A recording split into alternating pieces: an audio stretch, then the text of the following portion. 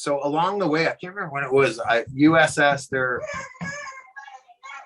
I got a call from their producer that I guess they had a bunch of different guys, drummers coming in to do some different tracks. And I had never heard that song, Shipwreck.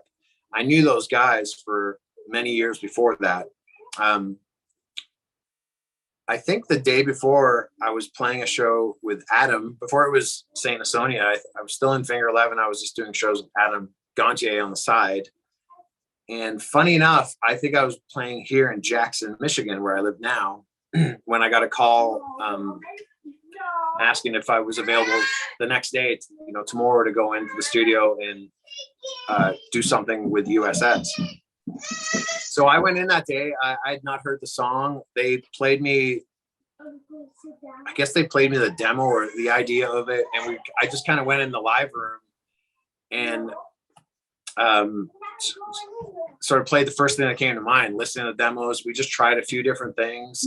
It's a very simple thing. And I think the drums really went into a machine. It sounds like programmed drums. It's very programmed. Yeah.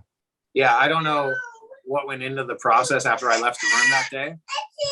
But yeah, I went in the studio that day and sat with the two guys in the studio and went through the song and tracked it.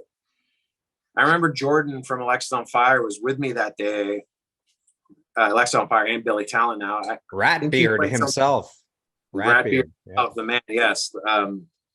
I remember he was there that day. I'm not sure if he did something, but there were a bunch of different drummers that were coming in and out that day. So yeah, I did Shipwreck and it became a single on their record. And it's funny because years later, I told my wife, have you ever heard this band USS? I played the song. I tracked the song to them once and I played Shipwreck for her and it was like, she couldn't believe it. She loved that song.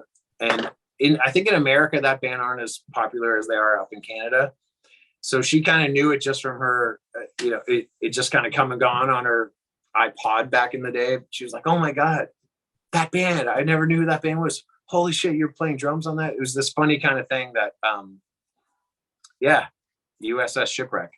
So they had a sneaky amount of success. Like it's almost like they flew under the radar, but they had like single after single that would pop up and chart. And it's like they didn't break through super mainstream, but it's like they were just always there with an album, with a single, doing well on tours. And eventually I think they've called it quits at this point. But they had like a sneaky amount of success.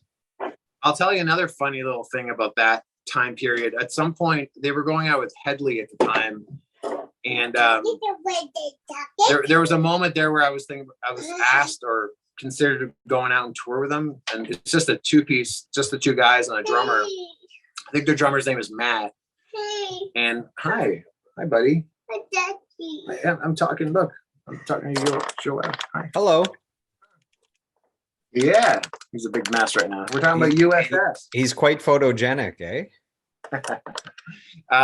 So at that point in time, I was going to go on tour with them, opening for Headley. And I'd actually got a hold of Neil from 3 Days Grace because I was going to borrow, or I was trying to find out where they had a drum riser, 3 Days Grace, that went up in the air and spun around on one of their records. So I was trying to find out how to get that drum riser to take that out on tour with USS on the Headley tour. And man, it's all such a sort of a blur right now, how that all kind of did come together. I wasn't really at my best at that moment in time, like mentally. So, but yeah, there was, not only did I play on that song, there was a talk about possibly touring with them, but it never ended up being, so who knows?